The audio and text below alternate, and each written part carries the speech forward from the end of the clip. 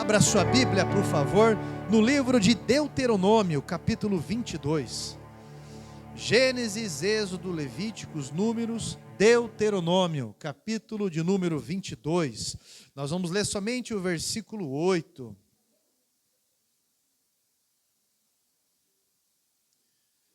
Deuteronômio são regras, condições, leis que Deus impõe ao seu povo, na forma, algumas vezes, de conselho também, para que o povo, ao adentrar na terra prometida, não se esvaire pelas suas mãos as bênçãos recebidas. Você conhece pessoas que pedem para Deus: Senhor, eu estou tão sozinho, sozinha, me dá um casamento. Aí Deus dá um casamento. Mas no andar da carruagem, a pessoa faz daquele casamento um verdadeiro inferno na vida. Você conhece essas pessoas que falam: Senhor, me dá um emprego. E Deus abençoa com o emprego. Mas a pessoa, ao longo da caminhada, faz daquele emprego um inferno, uma vergonha. Então, quando Deus decidiu dar para o povo de Israel a terra prometida, Deus também deu instruções para que eles fossem bem-aventurados, para que fosse benéfico essas promessas, não maléfico para eles. Então, aqui está mais um conselho desses. Deuteronômio 22, versículo 8, diz assim a minha tradução: quando edificardes uma casa nova, far-lhe-ás no terraço um parapeito, para que nela não ponhas culpa de sangue, se alguém de algum modo cair dela. Amém? Assente-se, por favor.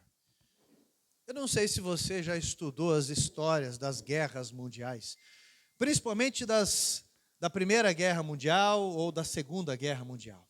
Se você gosta de estudar a respeito disso. A Segunda Guerra Mundial foi uma verdadeira lição para o mundo inteiro do que não fazer. Do que não fazer.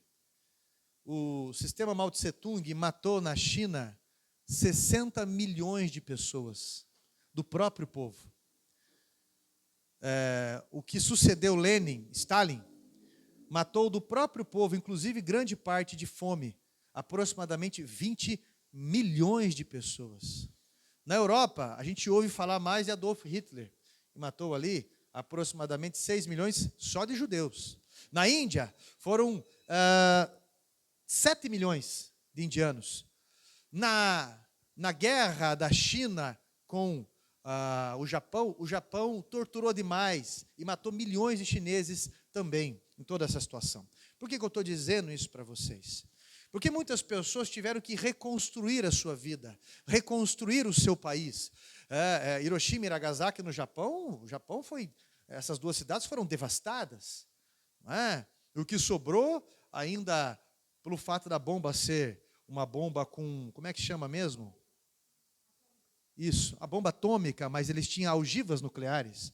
Aquilo causa doenças a longo prazo, para você ter uma ideia. Doenças a longo prazo. Então, quando uma pessoa que nasceu em 1950, uma pessoa que nasceu em 55, esse povo que nasceu no pós-guerra, aprendeu a viver em alguns extremos da vida, aprendeu a viver com pouco. Quando você começa a observar a vida dessas pessoas, são as pessoas que eles podem ter muito, mas eles aproveitam sempre. A minha mãe de criação, ela é incrível.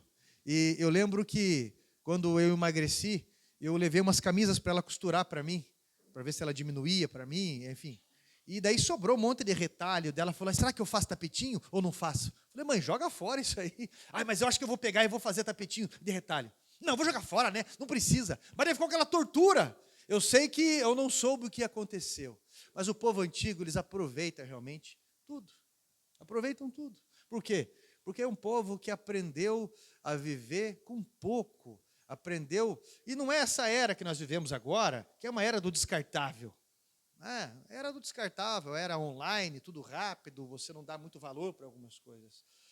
Na época as pessoas tinham um valor até sentimental. Eu ganhei isso do meu avô. Ganhei isso. Eu digo essas coisas para você, porque as pessoas que reaprendem, a pessoa que aprendeu a construir, ela sabe o valor que tem a fundação. Na Primeira Guerra Mundial, a Alemanha ela foi devastada.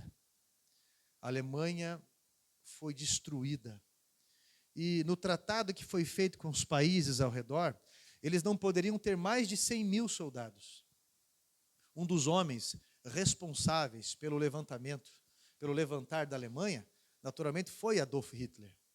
Ele revolucionou a política na época com a oratória dele, contundente. Aquele homem ficava 5 horas discursando.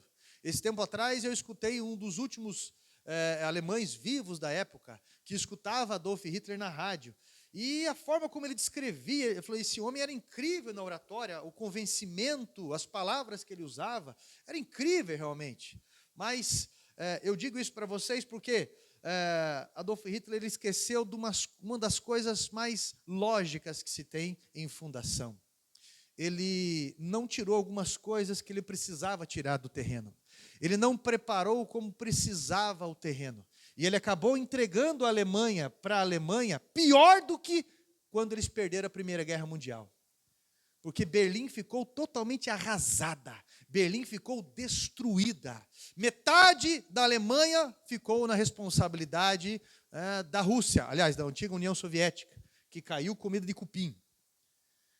A outra metade ficou na responsabilidade tanto da Inglaterra quanto dos Estados Unidos, né? A metade ocidental.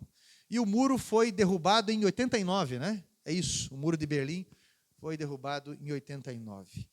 Eu falo isso para você porque, por mais alto que você chegue na vida, você não pode esquecer que se você não preparou muito bem a fundação, maior será o seu tombo. Quantas construções nós acompanhamos aí, que os sinais começam a vir de rachaduras, trincas, coisas desse tipo, porque o terreno ele não foi preparado. Quantos de nós já acompanhamos isso? E aqui, em Deuteronômio 22, 8, dai-nos um exemplo sobre algo importante. Quando você edificar uma casa nova, faça no terraço, quando você chegar no terraço, faça um parapeito. Você sabe o que é o parapeito, né? Para que as pessoas não caiam por acidente. E se acaso alguém cair, é porque realmente desrespeitou aquele limite. Então tem 3 pontos que eu quero falar com vocês aqui. Porque talvez eu estou falando com alguém que pegou um casamento agora arrebentado. Alguém que está com uma saúde muito debilitada por hábitos errados. Ou por uma vida de vícios. Talvez eu estou falando com alguém que profissionalmente faliu. E eu quero tratar com você 3 pontos sobre construção. O primeiro ponto sobre construção é: toda construção, ela começa de dentro. Toda construção começa de dentro. É por dentro que da terra você cava. É por dentro que você tira pedras que têm que ser tiradas. É por dentro que você faz as bases fortes. Foi dentro de uma pessoa que um projeto começou. E depois, em palavras foram lançadas, palavras são espirituais, e depois num papel foi colocado um projeto, até ser feito reuniões e até ser estabelecido algo. Não existe construir nada de fora para dentro, é sempre de dentro para fora que a gente constrói. E é justamente essa construção que começa de dentro para fora que nos confronta. Lá no Instituto de Neuropsicanálise, às vezes eu faço alguns atendimentos lá, naturalmente, como capelão, mas eu lembro, a doutora começa a tratar porque chega um pai e uma mãe e fala: a minha filha é o problema, de 13 anos, o meu filho é o problema, de 14, 15 anos. E quando começa as sessões de terapia, vai até a 10ª, a 5ª, a 10ª, para se fazer uma leitura conveniente, responsável sobre a situação, geralmente se chega nos pais. Eu quero que o meu filho mude. Eu não preciso mudar. Mas o seu filho só vai mudar se você mudar. Eu quero que o meu marido mude. Mas você precisa mudar para ele mudar. Porque as pessoas são resposta de quem nós somos. Eu sempre digo isso. E aí quando chega nessa parte, por várias vezes, o tratamento ele é abandonado. Porque se você quer construir algo e você começa a mexer nas bases, de dentro para fora, tem muita gente que foge da fundação, porque fundação é um serviço pesado. Fundação é um serviço que ninguém quer fazer, porque não aparece. Aparecem as paredes sendo levantadas, o terreno sendo drenado, sendo preparado e tudo mais, não aparece muito. Eu estou falando para você, meu irmão e minha irmã, de pedras que precisam ser removidas. Pedras da amargura. Tem mãe que para desconstruir a figura paterna é terrível. Tem pai que para destruir a figura materna é terrível. Terrível, terrível. Isso você vai mexer com as bases de uma criação. Tá? Às vezes, de dentro de um terreno, verte água, por causa de um lençol de água que tem ali. A Alemanha, ela não tirou a pedra da vingança dentro dela. Pela cultura alemã, que é uma cultura muito disciplinada, eles poderiam, como são hoje, uma grande potência. A Alemanha, para você ter uma ideia, é a maior potência da Europa. A Alemanha, eles poderiam crescer de uma forma fantástica, mas a vingança tomou conta deles. Tomaram a França, primeiro a Polônia, mas foram tomando a Europa. E a soberba não passou por aí quando eles começaram a invadir a União Soviética. Aí o negócio pegou preço. Estados Unidos veio de um lado, considerado um país de primeiro mundo, não é por causa da economia, é por causa que foi um dos primeiros que entrou na guerra, assim como os países da Europa. Por isso é país de primeiro mundo. País de segundo mundo, a própria União Soviética, ou a Rússia, que entrou em seguida.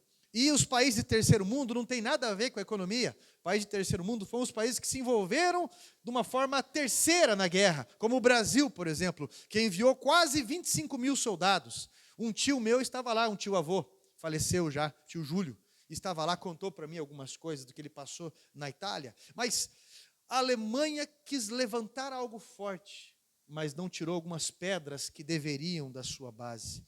E quanto maior eles chegaram, maior foi o desastre, maior foi o tombo. Eu tenho que mudar o curso disso, porque vai prejudicar a fundação. Tudo começa por dentro, para que haja estabilidade do que vai ser construído por fora. Guarda isso que eu estou falando para você. Guarda isso. É muito importante. Lá na comunidade terapêutica, base underground. Underground significa sob a terra, né? Debaixo da terra. É isso, né? É isso, né? E a ideia é justamente essa daí. A ideia é justamente isso aí. Se você quer se livrar da dependência química, não adianta você ficar culpando qualquer pessoa ao redor. A mudança, ela é de dentro para fora. Você sempre vai conviver no trabalho ou em qualquer lugar com alguém que bebe, com alguém que fuma, com alguém que usa alguma droga, com alguém que fala isso ou pensa desse jeito. Você sempre vai conviver com isso. A questão é de dentro para fora. São as nossas escolhas. E isso precisa ser mudado. O que está por baixo da terra que nós não vemos, que precisa ser mudado.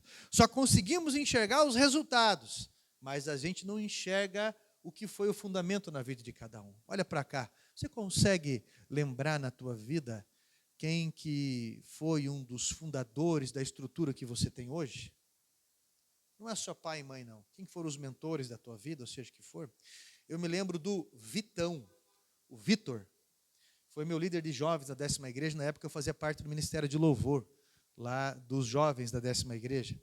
O Vitor, ele ministrava louvor, sempre achei um baita no ministro de louvor, um cantor incrível.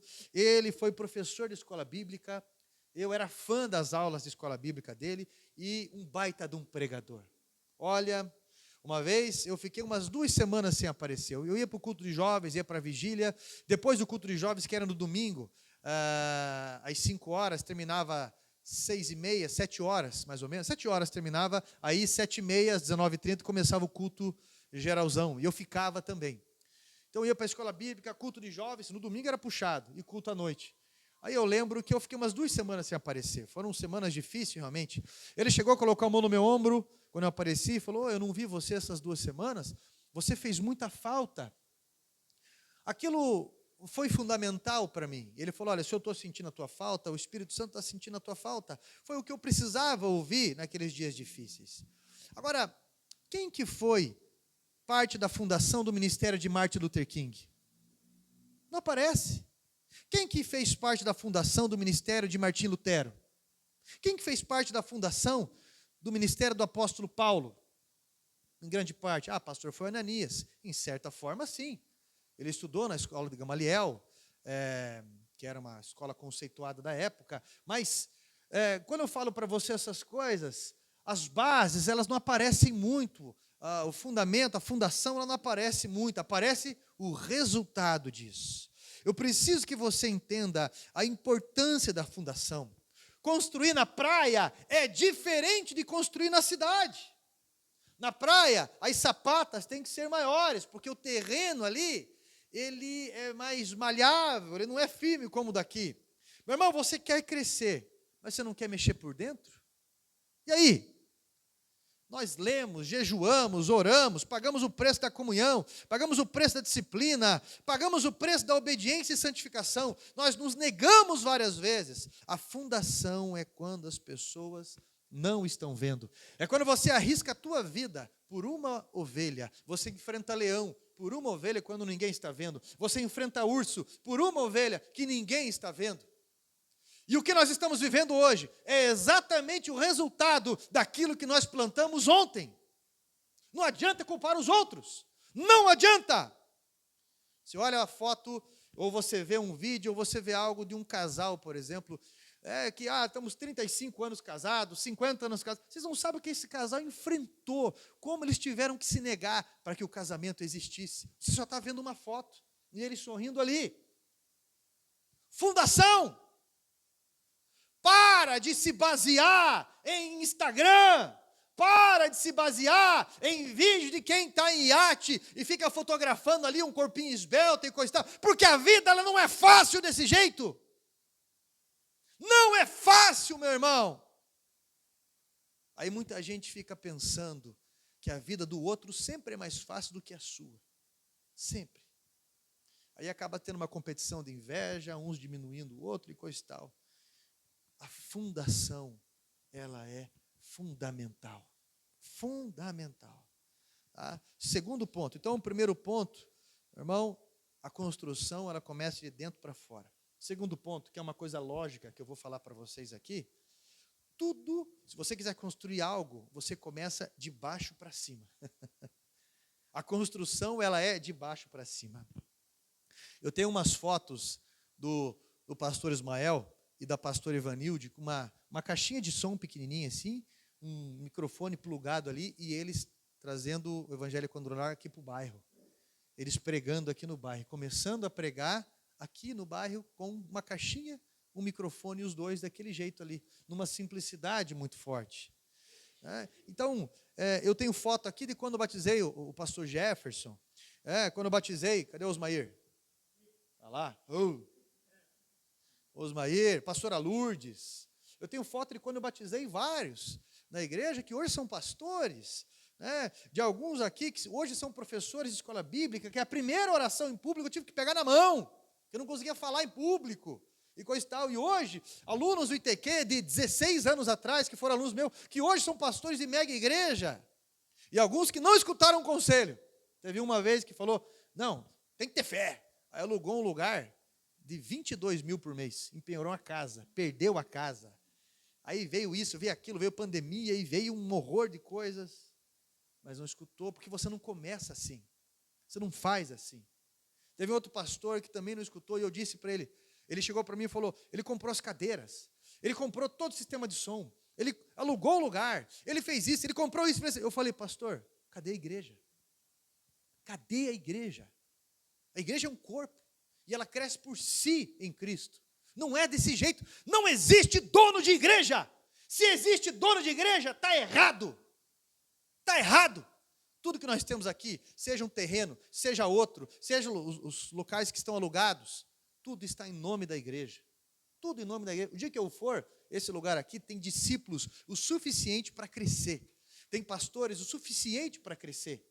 Porque a gente começa de baixo para cima. De baixo para cima.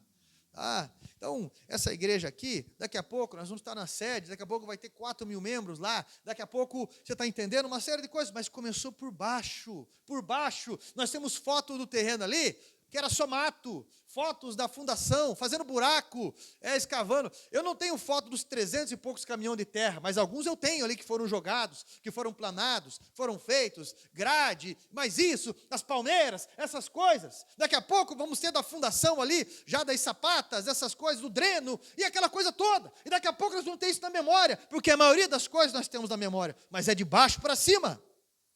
De baixo para cima. Tá? Agora, eu não posso esquecer dos primeiros evangelismos, de quantas vigílias, quantas madrugadas. Né? Eu quero dizer para você que você é fundamental na fundação, na formação daquilo que está por vir. E é hoje que nós pagamos o preço. E o que você faz, o preço que você paga, ele não é em vão. É por isso que você precisa entender algumas coisas, que a nossa vista, às vezes, ela pode não ser muito legal o cenário que nós enfrentamos, porque é um cenário de desafios. Mas se você aprender a olhar além disso, você vai caminhar animado hoje, tá? Porque tudo que é grande começou pequeno. Tudo que é grande começou pequeno. Meu irmão, o que começa grande é monstro.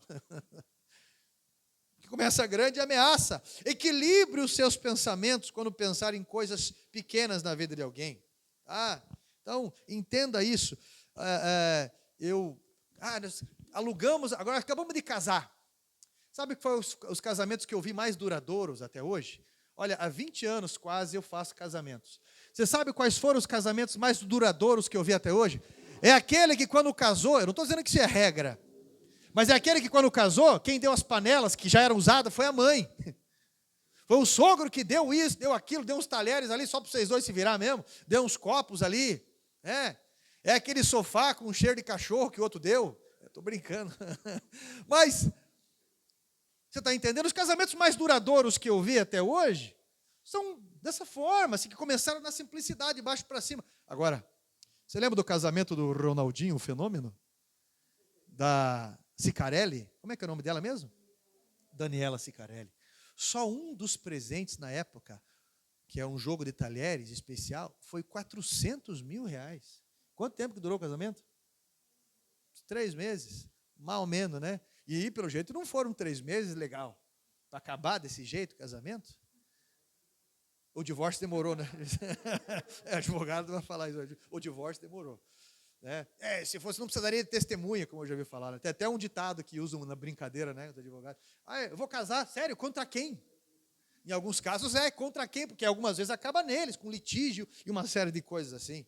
Meu irmão, é de baixo para cima. Quantos aí já ouviram falar daquelas pessoas que recebem uma herança forte?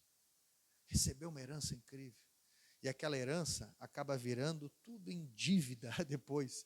A herança acaba virando em despatrimônio, porque vai queimando todo o patrimônio, porque a pessoa não aprendeu e não fez questão de fazer nada de baixo para cima.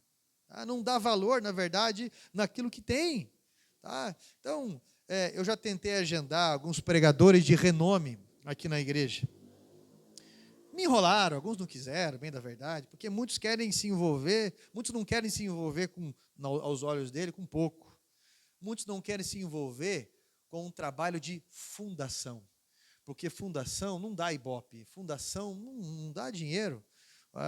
E alguns de renome já fizeram também fundações, já começaram, já deu muito trabalho, mas chega o dia e que muitos que vão querer ir, porque quando nós estivermos na sede, muitos vão querer ir. Né? E você também, quando você estiver bem agora, já viu aquela expressão, não me quis assim, não vai me querer assim também, não vai me ter assim, né? Não me quis cenoura, não vai me ter bolo de cenoura com recheio, já viu isso daí? Então, meus irmãos, é de dentro para fora e é de baixo para cima que se constrói algo, na humildade. Satanás, ele é a própria expressão da soberba. Por quê?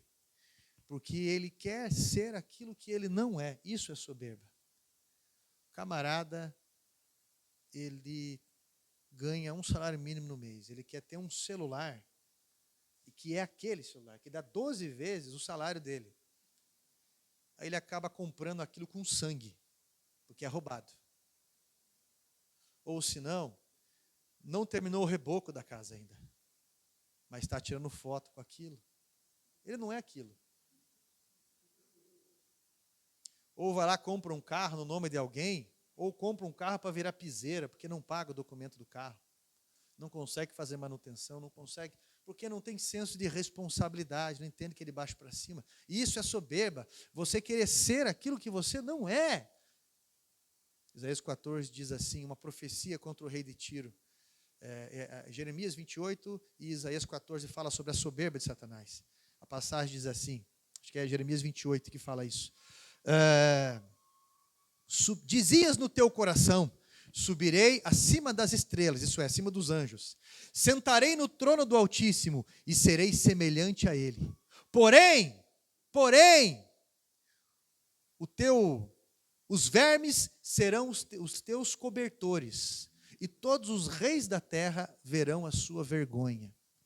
Isso é o próprio Deus falando sobre a soberba de Satanás. E quantas pessoas que querem fazer esse tipo de coisa e virem dívida? Quantas pessoas que querem ser aquilo que não são e a sua vida vira um desastre geral? Porque é apenas imagem, porque é apenas discurso, porque não tem praticidade nenhuma, não tem lógica em nada disso que se vive. Terceiro ponto que me chama a atenção, que é o conselho que nos dá aqui. Quando você fizer uma casa nova, não se esqueça de fazer o parapeito.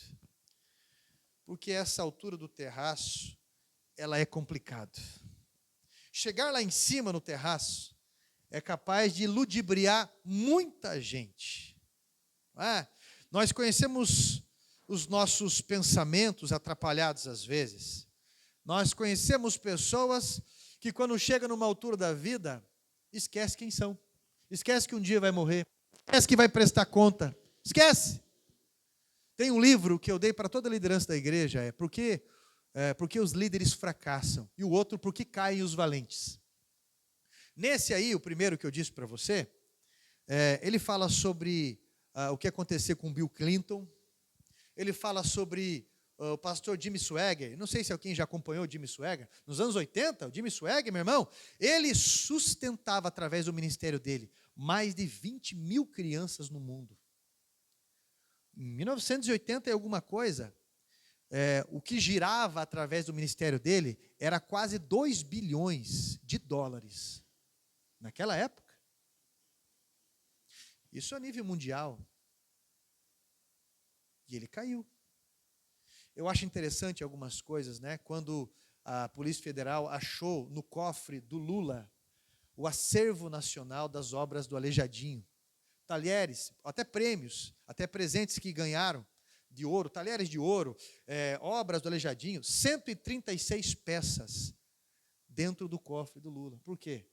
Eu fiz isso nesse país e tudo mais. Algumas pessoas que acham que estão acima da lei, seja qual for o político, seja qual for a pessoa, quando esquece quem é, quando esquece o que teve, quando esquece da onde veio, e que ninguém deve nada para ninguém, apenas, como a Bíblia diz, o amor. Gente, eu conheço muitas pessoas, e você também conhece, que quando chega numa altura da vida, esquece de qualquer senso de humildade. Qualquer senso. E Deus, conhecendo a natureza humana caída, qual que é a tendência da natureza caída? Cair.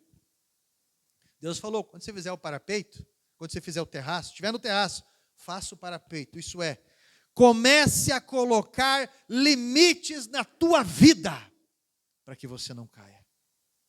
Porque a vista do terraço, ela pode nos ludibriar.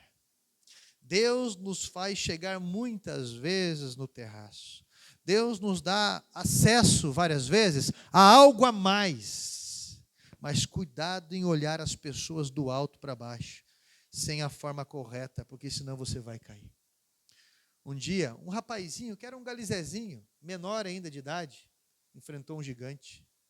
Ele começou de baixo, ele era o menor da casa dos seus irmãos. E ele se tornou rei, depois de tanta perseguição. Depois de tanta situação, ele se tornou rei. E um dia ele esqueceu de onde ele veio e o que ele era. A Bíblia diz que era o ano dos reis saírem para guerrear. Mas ele não saiu. Em uma tarde, ele subiu no terraço dele.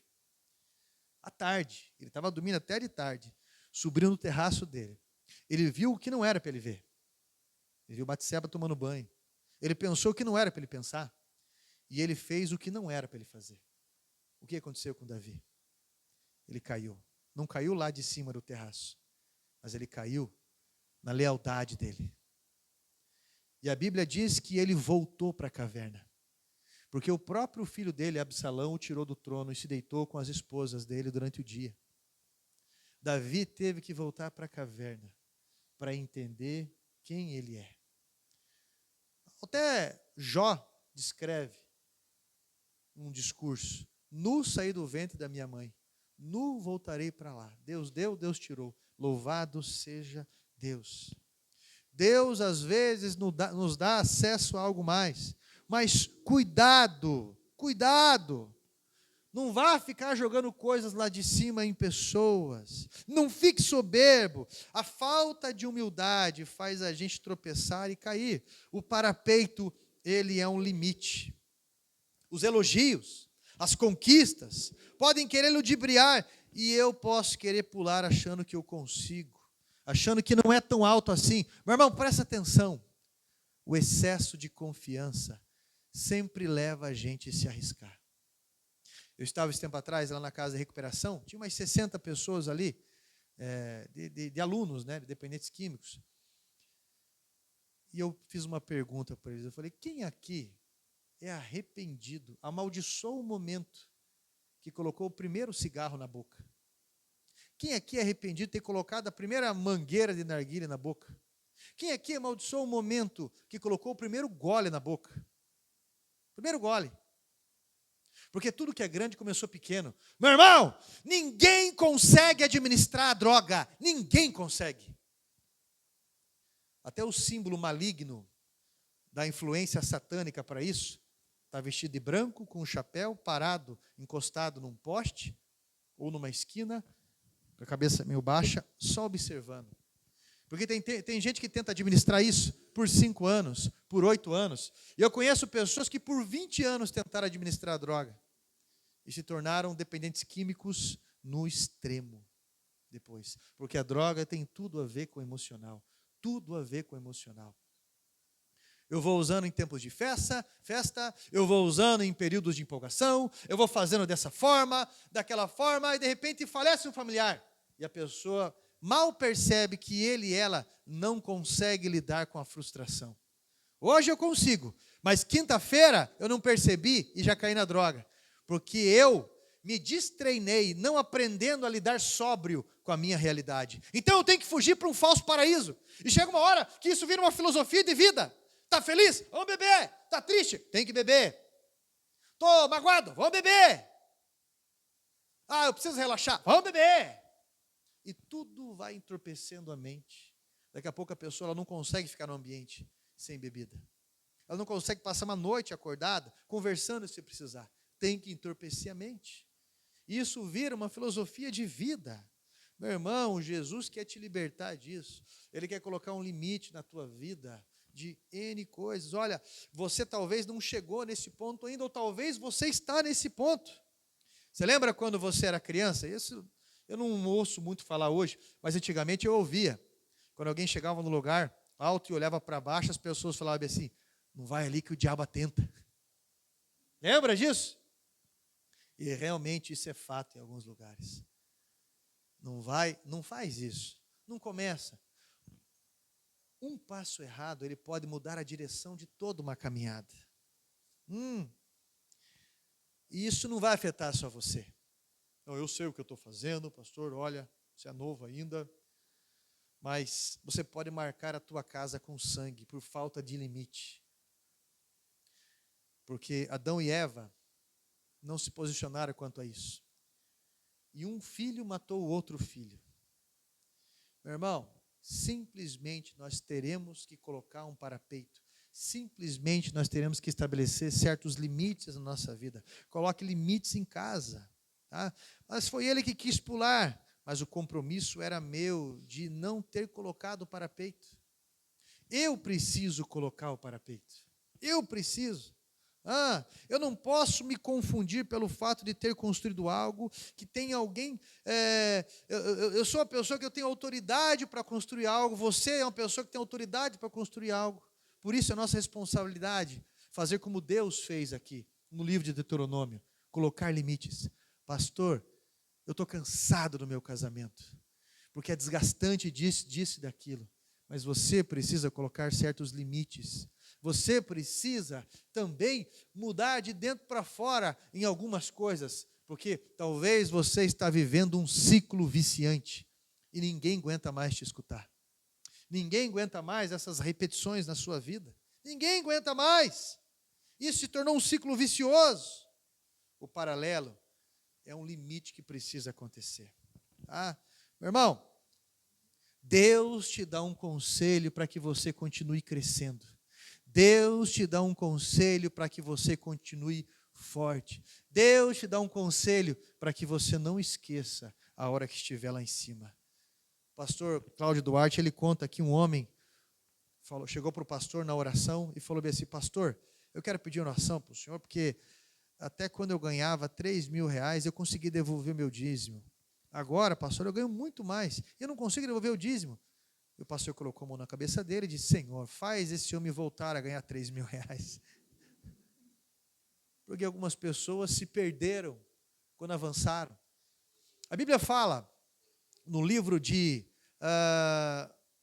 Jeremias, o próprio Deus descrevendo através do profeta a vida de Israel. Você, quando era criança, Israel, você ficava no meu colo, você brincava comigo, você tinha eu como a sua companhia, mas as suas coxas engrossaram, os seus seios cresceram, e você se tornou mulher, e a sua vaidade tomou conta de você, e você me esqueceu, você me abandonou. O livro de Oséias também é um dos livros que mais se destaca o coração de Deus. O fato de ser abandonado, adulterado, traído. Deus lembra muito bem de mim e de você quando nós viemos até Ele. Como é que estava a nossa vida? E Deus nos chama hoje para esse primeiro amor, para essa disponibilidade do primeiro amor. Olha como que você está recuando. Olha como você está. Tem muita gente, meu irmão, que gostaria de estar aonde você está, mas está faltando humildade hoje, porque a queda ela pode estar próxima. E o Senhor está chamando você hoje para o arrependimento. Ele está chamando você hoje para colocar um limite em algumas coisas, porque se você não colocar o limite, daqui a pouco você não vai ter tempo para aquele que é o Senhor do tempo. Daqui a pouco a tua comunhão com Deus vai estar tão insignificante, abalada, que qualquer outra pessoa desfigura a tua fé. Eu não vou na igreja porque eu não gosto daquela pessoa. Eu não faço isso porque tal pessoa. E você deixa de guerrear no mundo espiritual, deixa de ter uma visão espiritual das coisas e se limita aqui, se atrapalhando com as coisas desse mundo. Coloque o parapeito. Hoje é um dia de prevenção, hoje é um dia de alerta. Estabeleça na tua vida, no culto de domingo, no culto de terça-feira eu vou estar na igreja, nos cultos de Santa Ceia eu não vou faltar. Eu programo a minha vida para eu ter uma oração diária, eu programo a minha vida para fazer tal coisa. Se você não estabelecer limites na tua vida, o que hoje mais tem são as distrações, que sempre começam de uma forma inocente. O inferno é muito feio. E se alguém olhar para aquele cenário terrível, ninguém quer ir para lá. E não tem como deixar o inferno bonito. Então, Satanás, ele enfeita o caminho para lá. E algumas pessoas vão envolvidas por isso, sem colocar limites que a palavra de Deus deixa muito clara para a gente. O que aconteceu com Adolf Hitler? Ele não conheceu os limites dele mesmo. Quis invadir a União Soviética. Olha as proporções que se tomou tudo aquilo. Acabou que ele teve que tirar a própria vida. Não é? Uma mente que poderia ser brilhante, na fundação, não tirou pedras que deveriam tirar. O que você precisa tirar da tua vida, meu irmão? Qual o hábito que você precisa mudar, meu irmão e minha irmã? O que você precisa deixar de falar? O que você precisa deixar de fazer? O que você precisa ter a iniciativa de começar a fazer? Vida é o que nós vivemos hoje, tentando planejar o amanhã, mas é o que nós vivemos hoje. Então o tempo de começar é hoje, porque nós estamos vivendo exatamente aquilo que nós plantamos ontem. Por mais que tenha discurso, a realidade é uma. Se coloque em pé. Coloque limites. Coloque limites, porque os mesmos limites que, embora me limitam, ele também me protege. Eva, não vai lá naquela árvore. Eu não sei quanto tempo Eva ficou rodeando aquela árvore.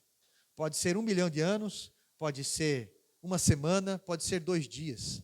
A Bíblia não fala que existiam momentos. A Bíblia fala sobre um plano de eternidade. Mas ela ficou rodeando. E um dia ela teve iniciativa de começar um diálogo com a serpente.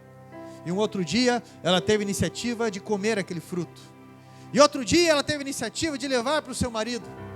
E outro dia eles estavam vivendo entre os espinhos e abrolhos. E outro dia ela viu um filho matar o outro. E outro dia ela conheceu a dor da morte. Só Deus sabe. Tudo que é grande começou pequeno. E por mais que seja pequeno os teus passos hoje, eles vão ser dignos. Deus vai te honrar. Deus vai te honrar. Porque a hora que você estiver nesse parapeito, você não vai estar iludido. Deus vai te honrar. Põe a mão no teu peito assim. Eu vou orar por você. E enquanto eu estava falando com você, na tua mente veio os limites que você tem que colocar. A organização que você tem que ter na tua vida. Para que todo o teu esforço não seja em vão. Para que você chegue na altura da sua vida e pense que realmente valeu a pena. Para que você chegue no dia da sua morte, na verdade que é o dia da tua vitória. E você tenha vivido a vida em Deus que vale a pena. Completei a carreira, guardei a minha fé, e a coroa da justiça me está reservada. Eu vou orar por você, e você vai falar para Deus, nas áreas que você precisa dessa ajuda, nas áreas que você tem que se posicionar, e a partir de hoje, não queira transferir para Deus responsabilidade que é tua. Não queira dizer para Deus, Senhor, tira essa vontade, porque você vai ter que enfrentar essa vontade. Santo Deus, o Senhor sonda os corações, esquadrinha as mentes, e sabe, Pai, da caminhada em que essa pessoa está, o rumo em que tudo está tomando, o cenário em que essa pessoa está vivendo. O Senhor está, meu Pai, alertando corações com relação às coisas que irão acontecer. No nome de Jesus Cristo, derrama a graça da conservação, derrama, Pai, a graça da sabedoria sobre essa pessoa, o contentamento, as astutas ciladas de Satanás, para que em certa altura tudo desmorone nessa vida. Dá um entendimento para que essa pessoa construa a sua casa sobre a rocha. E mesmo com as ondas açoitando, mesmo com os ventos e com toda a ameaça e ruídos, essa casa venha permanecer em pé.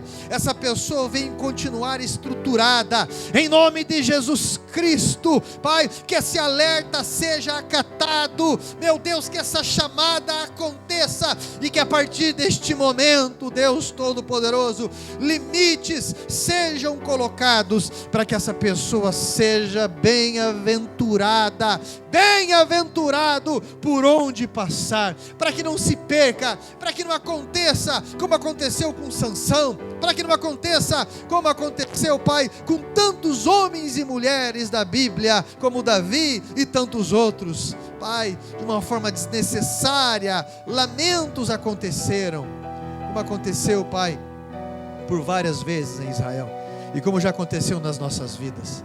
Santo Deus, nos dá essa sabedoria, nos dá a ciência que vem do alto, e toda a brecha que foi aberta no passado, nós estamos repreendendo todo o mal que quis se apossar através disso. Nós estamos, meu Deus, pedindo autoridade no nome de Jesus, para que essas brechas sejam fechadas, e Teu Espírito Santo nos ajude sendo o reparador de brechas, em nome de Jesus. Que a tua palavra seja o conselho do limite, que os hábitos sejam renovados, que a saúde melhore, que o ministério melhore, meu Deus, que a fé melhore, que o casamento melhore, que em nome de Jesus Cristo haja disciplina e felicidade. É a nossa oração, pois assim nós ligamos aos céus. Em nome de Jesus, amém. Amém.